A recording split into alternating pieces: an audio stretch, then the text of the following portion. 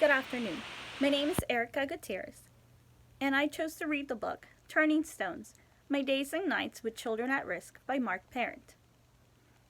I chose to read this book because as a future special education teacher, I wanted to familiarize myself more with the diagnosis of emotional disturbance. This is one of the books that was in that category. Turning Stones, the title of the book, refers to a story that Mark Parent heard when he was a child. In this story, a nun turns a stone at every stop that she makes throughout her journey. When asked why she did that, the nun's answer was that by turning that stone, her presence had been marked in that place. And so, the presence and the influence of Mark Parent changed the life of these kids forever. In order to summarize the book in one quote, I would like to read this directly from the book.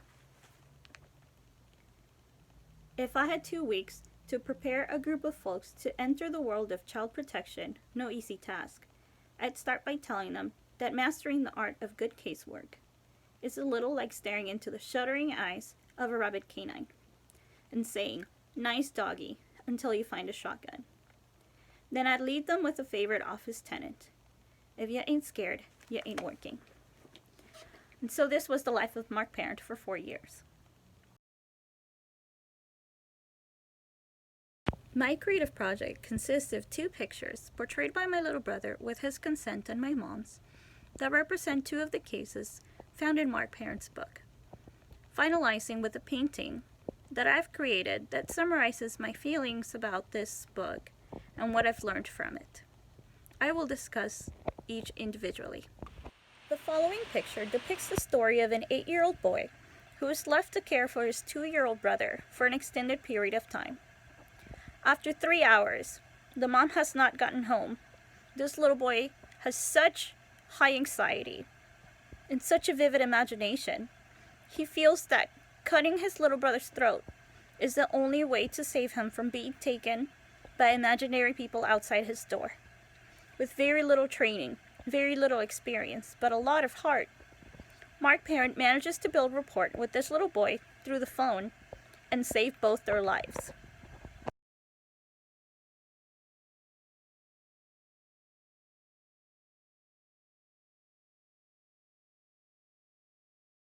This next image is of a chapter called The Zombie Place. In this chapter, Mark Parent tells the story of a 9-year-old boy who is left to care for his 4-year-old and 5-year-old cousins while his mom and aunt go to work. This little boy has lived in such anger and frustration for such a long time that he ends up punching his 5-year-old cousin to death. Mark Parent holds the hand of this 9-year-old boy as he confesses to the murder of his little cousin.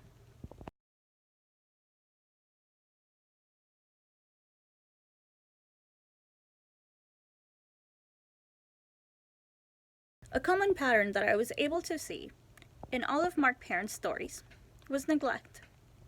And so this painting depicts a world of children who live in darkness with neglect, but their universe is still lit with the fireflies of hope and the light of innocence, the innocence of a child. And so, as a future special education teacher, I will make sure that if I see a child with an emotional disturbance, whether it's in my class or another's classroom, that I connect with this child, that I help others connect with this child, and that I help this child connect with people who will make a positive influence in his life, and thus continue turning stones.